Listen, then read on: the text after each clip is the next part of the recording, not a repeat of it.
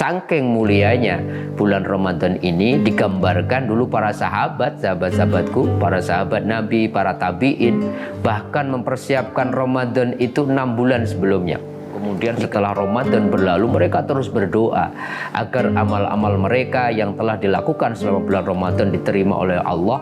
Itu 6 bulan berturut-turut, artinya 6 bulan sebelum Ramadan berdoa untuk ketemu bulan Ramadan, dan setelah Ramadan berdoa terus.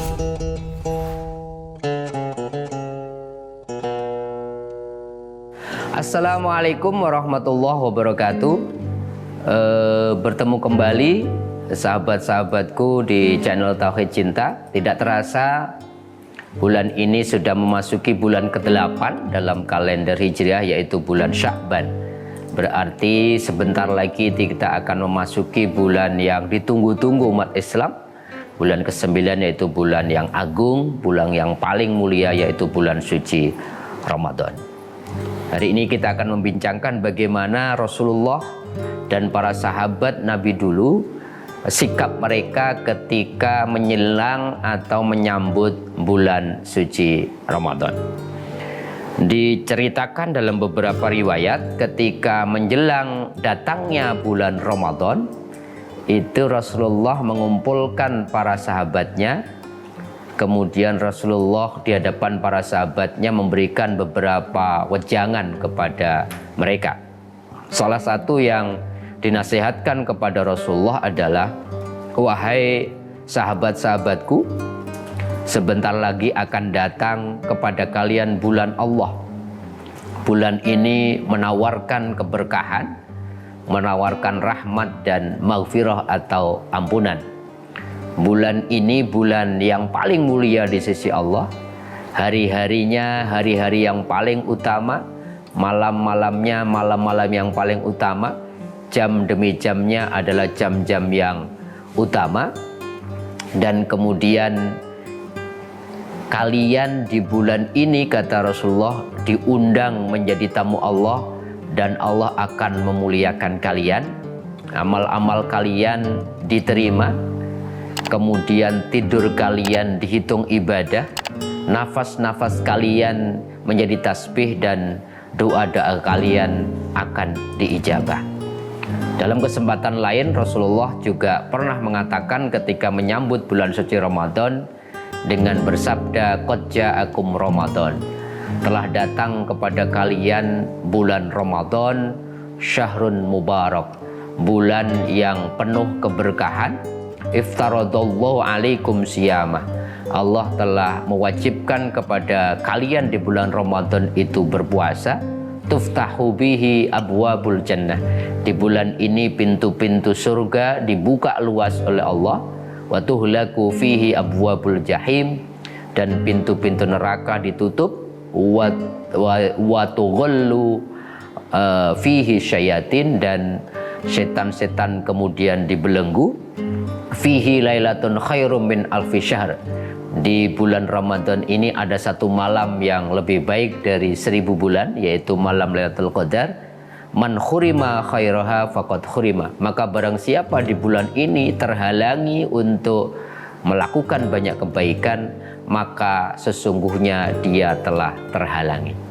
Dari dua hadis ini kita bisa ambil sebuah gambaran bahwa Ramadan ini bulan yang istimewa.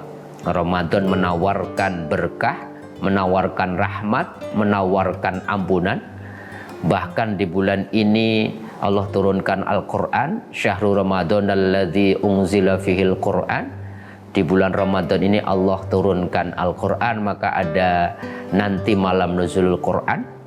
Bahkan kata Rasulullah, ketika kita melakukan aktivitas yang sunnah saja di bulan Ramadan nilainya seperti wajib, dan ketika kita mengerjakan yang wajib sampai dikalikan 70 kali lipat pahalanya. Ada malam yang lebih baik dari 1000 bulan, yaitu Lailatul Qadar. Siang dan malamnya begitu istimewa.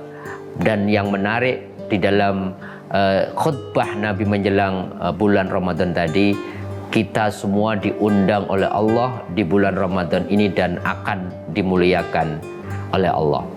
Oleh karenanya tidak heran masyarakat muslim ketika menjelang Ramadan mereka begitu bergembira, targhib Ramadan, bergembira menyambut datangnya bulan yang begitu banyak keistimewaan yang telah tadi Rasulullah gambarkan. Tetapi targhib tidak boleh berhenti kegembiraannya sekedar bergembira, tapi harus kemudian diimbangi dengan persiapan, tidak hanya persiapan fisik untuk berpuasa, tidak hanya membersihkan masjid, musola, dan seterusnya, tetapi yang lebih utama adalah persiapan batin kita, persiapan rohani kita, sehingga keistimewaan Ramadan nanti bukan hanya bulannya yang Ramadan, tetapi kita juga terramadankan, artinya kita berubah menjadi tamu Allah yang begitu luar biasa diistimewakan. Saking bahagianya, saking pentingnya, saking mulianya bulan Ramadan ini digambarkan dulu para sahabat, sahabat-sahabatku, para sahabat Nabi, para tabi'in, bahkan mempersiapkan Ramadan itu 6 bulan sebelumnya. Oleh Mu'alla bin Al-Fadl, seorang tabi'in, mengatakan bahwa wa kanu yad'unallaha ta'ala syiddata asyhur, bahkan mereka itu berdoa 6 bulan sebelum Ramadan untuk apa? Ayyuballighuhum Ramadan, agar mereka diberi umur panjang untuk ketemu bulan suci Ramadan. Kemudian yad'unahu syiddata asyhur ayataqabbala minhum, kemudian setelah Ramadan berlalu mereka terus berdoa agar amal-amal mereka yang telah dilakukan selama bulan Ramadan diterima oleh Allah. Itu 6 bulan dan berturut-turut, artinya 6 bulan sebelum Ramadan berdoa untuk ketemu bulan Ramadan, dan setelah Ramadan berdoa terus agar amal-amalnya diterima oleh Allah Subhanahu wa taala. Salah satu doa yang lain yang diabadikan oleh Yahya bin Abi Al-Katsir dalam Lataiful Ma'arifnya, doa yang sering kita baca ketika ketemu bulan Ramadan, yaitu Allahumma sallimni ila Ramadan wa sallim li Ramadan wa tasallamhu minni mutaqabbala. Ya Allah, mudah-mudahan Engkau hantarkan aku ketemu bulan Ramadan, dan semoga Ramadan juga Engkau hantarkan berkenan menerimaku, dan semoga seluruh amal-amal yang aku kerjakan selama bulan Ramadan adalah amal-amal yang Engkau terima. Bahkan Abu Bakar Al-Balkhi pernah mengatakan, Syahrul Rajab syahru zar'i, bulan Rajab, 2 bulan sebelum Ramadan itu, kata Abu Bakar Al-Balkhi, adalah bulan saat kita menanam, memulai melakukan amal kebajikan, latihan untuk mulai menanam kebaikan apapun itu. Wa syahru Sya'ban syahru suqyi zar'i, dan bulan Sya'ban ini, bulan sekarang ini, saat kita sudah mulai istiqomah amalan-amalan yang kita mulai di bulan Rajab, kemudian bulan saat kita menyirami, memupuk amalan-amalan yang sudah kita mulai dari bulan Rajab. Dan yang terakhir, wa syahru Ramadan syahru hasadiz zar'i, dan bulan Ramadan nanti, kata Abu Bakar Al-Balkhi, adalah bulan saat kita memanen segala tanaman yang telah kita tanam mulai bulan Rajab, kita sirami, kita pupuk di bulan Rajab, bulan Sya'ban, dan kemudian buahnya bulan Ramadan kita nikmati. Kita sudah khidmat, khusyuk, nikmat menjalani semua ibadah-ibadah di bulan Ramadan. Maka kata Abu Bakar Al-Balkhi, bagaimana mungkin kita bisa sukses Ramadan kita, menikmati momen puasa, momen taraweh, momen tadarus, momen iktikaf, kalau kita tidak membiasakan diri menanam kebaikan-kebaikan. Kita awali latihannya dari bulan Rajab, dan kita pupuk lagi, kita sirami di bulan Sya'ban. Maka keberhasilan Ramadan menurut Abu Bakar Al-Balkhi tergantung persiapan kita. Apakah kita sudah latih fisik kita, rohani kita, kebiasaan-kebiasaan baik kita. Katakan Nabi itu kalau bisa minimal 2 bulan sebelumnya, sehingga ketika 1 Ramadan itu bukan latihan, tapi sudah momen-momen menikmati buah dari apa yang sudah kita mulai istiqomahkan dari 2 bulan sebelumnya. Bahkan kemudian saking pentingnya persiapan ini, maka kemudian begitu banyak orang mulai di bulan Rajab ini sudah mulai meninggalkan kegiatan-kegiatan dunianya. Bahkan dalam beberapa kasus sumia Sya'ban, dan disebut bulan Sya'ban karena bulan ini disebut yaitu Syahrul Qura. Jadi para penghafal Quran, terutama orang-orang yang nanti akan menjadi imam sholat taraweh di Timur Tengah dulu itu sudah mulai murojaah. Mereka sudah mulai ngulang-ngulang bacaan Qurannya, sehingga nanti di bulan Ramadan mereka sudah siap. Bahkan Anas bin Malik bercerita, mereka dulu para sahabat, para tabi'in itu membayar zakatnya, zakat malnya itu di bulan Sya'ban. Karena apa?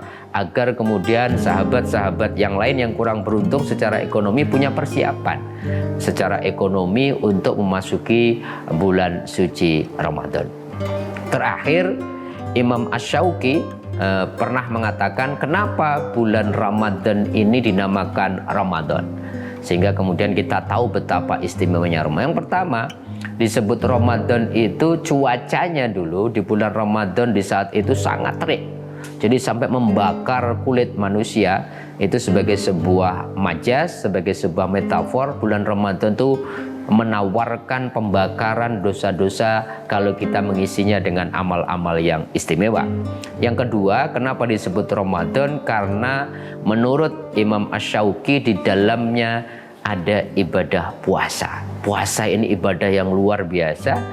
Kalau Rasulullah hadis qudsi Allah pernah mengatakan kullu amali bani Adam.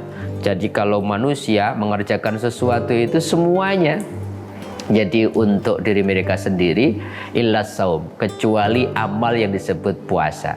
Kalau puasa itu kata Allah kemudian wa innahu li wa ana azibihi. Puasa itu adalah ibadah yang khusus buat aku kata Allah, dan saya sendiri yang akan memberikan ujrah, memberikan reward, memberikan pahala. Dan pahala ibadah puasa ini pahala yang tidak ada takarannya. Artinya apa? Betul-betul istimewa, betul-betul tidak terkira, sehingga para ulama mengatakan pahala ibadah puasa itu disamakan dengan ibadah yang namanya kesabaran, karena sabar juga tidak boleh ada batasnya, karena diberikan pahala yang juga tidak ada batasnya.